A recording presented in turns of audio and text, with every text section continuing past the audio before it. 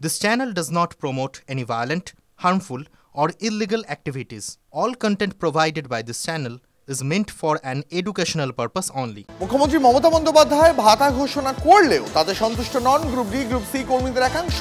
কোনো ভিক্ষা নিতে রাজি নয় এমনই মন্তব্য অবস্থানরত গ্রুপ ডি সি কর্মীদের একাংশের। ন্যায্যভাবে পরীক্ষা দিয়ে চাকরি পেয়েছি, কোনো দুর্নীতির শিকার হয়ে চাকরি ছাড়তে পারবো না সাফা বার্তা চাকরিহারাদের একাংশ। এখনো যোগ্য তালিকার দাবিতে অনড় চাকরিহারারা। আন্দোলনের ঝাঁজ আরও বাড়বে, হুঁশিয়ারি গ্রুপ সি গ্রুপ ডি কর্মীদের।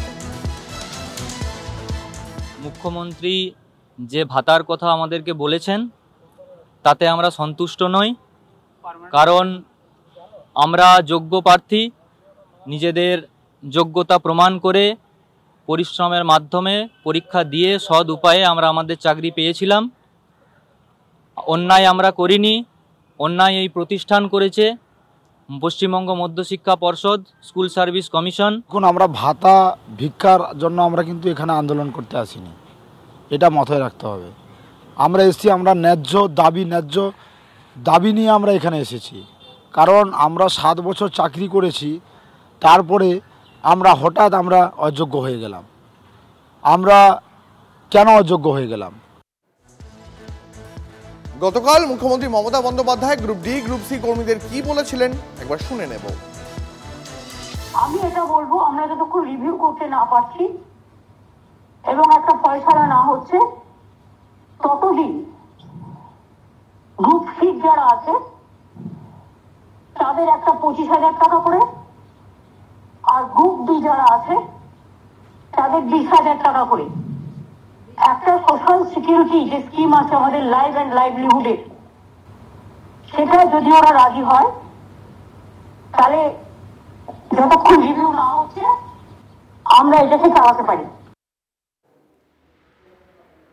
জনগণের করের টাকায় দুর্নীতিকে লালন পালন করছে সরকার, করদাতাদের বিদ্রোহ করা উচিত আক্রমণে বিকাশ রঞ্জন ভট্টাচার্য। প্রশ্ন তো উঠবেই, সেটা আইনসম্মত কিনা এই প্রশ্ন আমি এখানে আলোচনা করব না, কিন্তু এটা তো মৌলিক নৈতিকতার প্রশ্ন। এটা সাধারণ প্রত্যেকটা করদাতাকে এ নিয়ে চিন্তা করতে হবে, তাদের বিদ্রোহ করতে হবে। মানুষ তার পরিশ্রমের টাকা থেকে কর দেয়, 1 কাপ চা যে খায় সেও পরোক্ষ কর দেয়। সেই করের টাকা দিয়ে সরকার জনকল্যাণমূলক প্রকল্প করবে, কিন্তু এখন তো সরকারি টাকায় দেখা যাচ্ছে যে দুর্নীতিকে লালন পালন করার চেষ্টা হচ্ছে। এটা যারা সাধারণ মানুষ তারা ভাবুন। প্রশ্ন হচ্ছে যে এই ভাতাটা কিসের পারপাস, অধিকার কি, টাকাটা আসবে কোত্থেকে, কিসের আধারে দিতে পারছেন উনি ভাতা, আর কতদিন দেবেন? তারা তো চাকরি পেয়েছেন সারা জীবনের জন্য, 30 বছর 35 বছর চাকরি করবেন, ততদিন কি ভাতা থাকবে? নাকি মমতা ব্যানার্জি যতদিন থাকবেন ততদিন ভাতা থাকবে? আর যারা টিচার তারা কি দোষ করলেন? তারাও তো পড়াশোনা করে, তারা ভালো স্টুডেন্ট, বেশি পড়াশোনা করেছেন তাই টিচার হয়েছেন, তাদেরকে কেন ভাতা দেওয়া হচ্ছে না, সাজা দেওয়া হচ্ছে? এই প্রশ্নের উত্তর কে দেবে?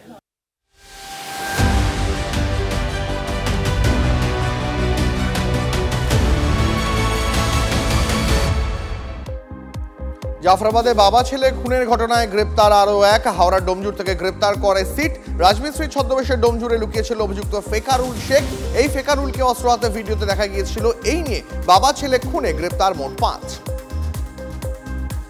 সাত সকালে হরিণঘাটা নগরে উখড়ায় গোডাউনে বিধ্বংসী আগুন, গাড়ির যন্ত্রাংশ ও তেলের গোডাউনে আগুন। বাড়ির নিচেই গোডাউন প্রদীপ দাসের। আচমকাই আগুন লেগে যায়, তড়িঘড়ি স্থানীয়দের চেষ্টায় দমকল ডেকে আগুন নিয়ন্ত্রণে আনা হয়। রক্ষা পায় বাড়ি, পুড়ে ছাই গোটা গোডাউন।